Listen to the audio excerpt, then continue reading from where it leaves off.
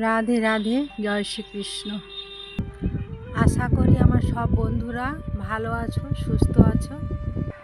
গোবিন্দের কৃপায় সবাই ভালোই থেকো, সব সময় এটাই কামনা করি। তো বন্ধুরা, কলিযুগের পরের যুগ কেমন হবে? তো বন্ধুরা, তোমরা সবাই জানো যে হিন্দু ধর্মের কালচক্রকে 4 ভাগে ভাগ করা হয়েছে: সত্যযুগ, ত্রেতা যুগ, দ্বাপর যুগ আর কলিযুগ। এখন আমরা যে যুগে বাস করছি সেটি হলো কলিযুগ। এই কলিযুগ এমন একটা যুগ যে সমস্ত মানব জাতির মন অসন্তুষ্ট হয়ে রয়েছে। সমস্ত মানব জাতি দুঃখ কষ্টে রয়েছে, আর ধর্ম কেবলমাত্র 4-এর 1 ভাগই রয়ে গেছে।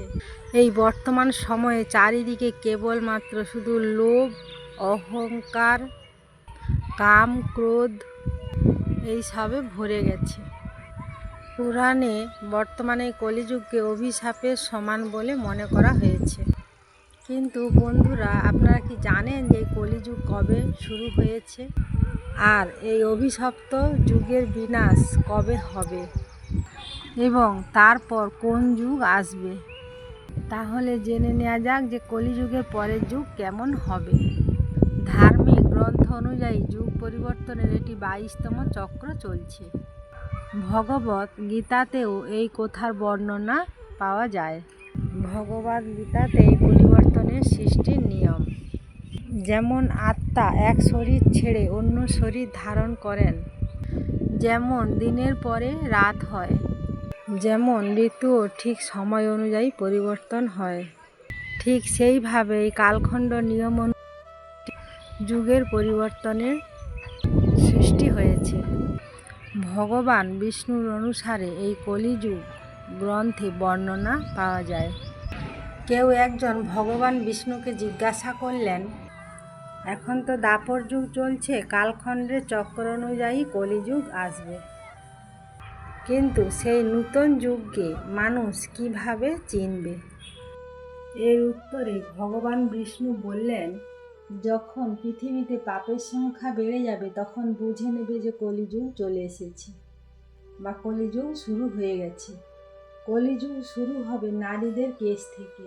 এখন যে কেশকে নারীদের অলংকার মনে হয়, সেই কেশকে কলিযুগের নারীরা কাটতে শুরু করে দেবে। এরপর সব নারী পুরুষ সুন্দর দেখানোর জন্য সেই কেশে রং করা শুরু করবে।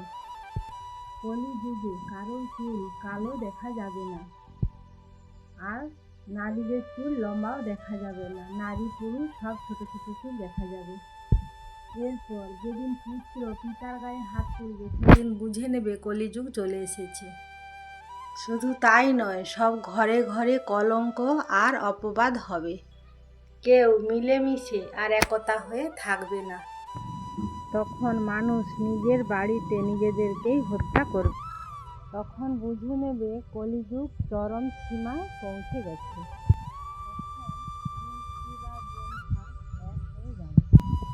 আর এই পাপকারী কলিযুগকে ধ্বংস করে দেব।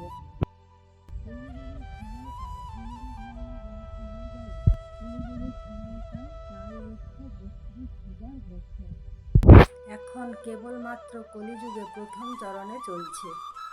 এমনও মান্যতা আছে যে কলিযুগের শুরু 3000 বছর 2 ঈসা পূর্বে শুরু হয়েছিল। আর যখন 5 গ্রহ মঙ্গল, বুধ, শুক্র, বৃহস্পতি আর শনি মেষ রাশিতে 0 ডিগ্রিতে পৌঁছে গেছিল, এর অর্থ হলো কলিযুগে 5121 বছর পেরিয়ে গেছে আর 4,26,880 বছর এখনও বাকি রয়েছে। কিন্তু এই কলিযুগের বিনাশ কিভাবে হবে? ব্রহ্মপুরাণ অনুযায়ী কলিযুগের শেষে মানুষ আয়ু 12 বছর হয়ে যাবে। এই সময় মানুষের মধ্যে দুর্ভাবনা, দুশ্চিন্তা বাড়বে। কলিযুগের আয়ু যেভাবে বাড়তে শুরু করবে সেভাবে নদীগুলো শুকোতে শুরু করবে। বেইমানি আর অন্যায়ভাবে মানুষের ধন উপার্জন করার বৃদ্ধি বাড়বে আর মানুষ মানুষকে হত্যা করার পিছুপা হবে না। টাকা পয়সার লোভে মানুষ মানুষকে হত্যা করবে। পুজো পাঠ, উপোস, ধার্মিক কর্ম করা সব বন্ধ করে দেবে। গরু দুধ দেওয়া বন্ধ করে দেবে, মানবতা নষ্ট হয়ে যাবে, নারীরা একদম সুরক্ষিত থাকবে না, নিজের বাড়িতেই তাদের শোষণ হবে, নিজের লোকেরাই তার সাথে ব্যভিচার করবে, বাবা মেয়ে ভাই বোনের মতো সম্পর্ক সব শেষ হয়ে যাবে, এক ভাই আরেক ভাইয়ের শত্রু হয়ে যাবে, বিবাহের মতো পবিত্র সম্পর্ক অপবিত্র হয়ে যাবে, বিবাহিত জীবন কারো সুখী হবে না, স্বামী স্ত্রী দুজন একে অপরকে প্রতারিত করবে, কলিযুগে সমাজ হিংস্র হয়ে পড়বে, যারা বলবান হবে তাদেরই রাজত্ব চলবে। যখন আতঙ্ক চরম সীমায় পৌঁছে যাবে তখন ভগবান বিষ্ণু কল্কি অবতার ধারণ করবে আর পৃথিবীর সমস্ত অধর্মীয় মানুষদের বিনাশ করবেন। শিব পুরাণ অনুযায়ী মানুষ পূর্ণ কর্ম ছেড়ে দিয়ে পাপ কর্ম করবে, সবাই সত্য থেকে মুখ ফিরিয়ে নেবে, একজন আরেকজনের সম্পত্তি ছিনিয়ে নেবে, পরস্ত্রীর উপরে মানুষের মন আসক্ত হয়ে পড়বে, তখন সন্তান নিজের মা বাবার সঙ্গে সম্পর্ক রাখবেন না, ব্রাহ্মণ বেদ বিক্রি করে সংসার চালাবে, মানুষ নিজ জাতির কর্ম ছেড়ে অন্য জাতিকে ঠকাবে, নারীরা নিজেদের স্বামীদের অপমান করবে, শ্বশুর শাশুড়িকে ঘৃণা করবে, কাউকে ভয় পাবে না, কলিযুগের নারীরা নোংরা খাবার খাবে আর স্বামীকে ঘৃণা করবে, স্বামী থেকে মুখ ফিরিয়ে নেবে, কলিযুগের নারীদের আচরণ খুবই খারাপ হবে। এই কলিযুগের শুরুতে আজও এইসব ঘটনা ঘটতে দেখা যাচ্ছে। কলিযুগ শুধুমাত্র 5000 বছরই পূরণ হয়েছে, এখনও কলিযুগ সমাপ্ত হতে লক্ষ বছর দেরি আছে। তাহলে ভাবুন, কলিযুগ যখন তার চরম সীমায় পৌঁছাবে তখন কলিযুগের অবস্থা কি হবে। এছাড়াও ভগবান শ্রীকৃষ্ণ বলেছেন কলিযুগের বিনাশ কিভাবে ঘটবে, যার বর্ণনা মহাভারতে দেয়া আছে। শ্রীকৃষ্ণ বলেছেন কলিযুগের শেষের দিকে ভয়ঙ্কর যুদ্ধ হবে আর অধিক বৃষ্টি, প্রচণ্ড অন্ধকার আর খুবই গরম পড়বে। মানুষ ফসল কেটে নেবে, বস্ত্র চুরি করবে, জল পান করার পাত্র চুরি করে নেবে, চোর নিজের মতো চোরদের ঘরেই চুরি করবে, মানুষ দুর্বল আর নানান রোগে ভুগবে। যুগের শেষে মানুষের আয়ু তখন 12 বছর হয়ে যাবে। ভগবান শ্রীকৃষ্ণ বলেছেন কলিযুগে পাপ যখন তার চরম সীমায় পৌঁছে যাবে তখন আমি কল্কি রূপে অবতার নিয়ে সৃষ্টিকে পাপমুক্ত করব। এরপরে যে নতুন যুগ আসবে তাকে সত্যযুগ বলা হবে, অর্থাৎ যুগ পরিবর্তনে 22তম চক্র পূরণ করে 23তম চক্রে পড়বে। এরপরে নতুন যুগের সৃষ্টি হবে যাকে সত্য বলে জানা যাবে। সত্যযুগের আয়ু কেমন হবে আর সত্যযুগ কেমন হবে?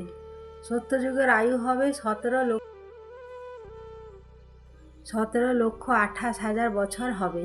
সত্যযুগে মানুষের আয়ু হবে 4000 বছর থেকে 10,000 বছর পর্যন্ত। পৃথিবীতে আবার ধর্মের নাম কীর্তন হবে, চারিদিকে তখন খুশি আর আনন্দে ভরে যাবে। মানুষ তখন পরম জ্ঞান প্রাপ্তি করবে আর পূজা পাঠ ব্রত উপবাসে সবসময় মগ্ন হয়ে থাকবে। এই সত্যযুগের মানুষ ঠাকুর দেবদেবীকে সর্বদা বিশ্বাস করবে। এই সত্যযুগে সবসময় নাম সংকীর্তন হবে আর সত্যযুগ মানুষ তার পরম প্রাপ্তিতে ভগবানের সাথে কথা বলতে পারবে। অর্থাৎ সত্যযুগকে এই সৃষ্টির স্বর্ণযুগ বলা হবে। সব থেকে পবিত্র যুগ হচ্ছে সত্যযুগ। তো এই সত্যযুগ আসতে এখনও অনেক বাকি আছে। এই কলিযুগে আমরা বেশি করে নাম সংকীর্তন করব, সবাই ভগবানকে বিশ্বাস করব আর নিজের সৎ পথে চলব। এটাই আমাদের ভগবানের কাছে প্রার্থনা আর এটাই আমাদের লক্ষ্য। তো বন্ধুরা, এখনও অনেক সময় আছে, যদি আমরা সত্যযুগের মতো বাঁচার চেষ্টা করি, সবাই মিলে সত্যের পথে চলব, পূজা পাঠ করব, সবাই সবাইকে বিশ্বাস করব, পাশে থাকব, সবাই যদি আমরা এরকম একতা হয়ে থাকতে পারি তাহলে কলিযুগকে আমরা সত্যযুগ প্রমাণ করতে পারবো। তো বন্ধুরা, এখানে আমার ভিডিওটি শেষ করলাম।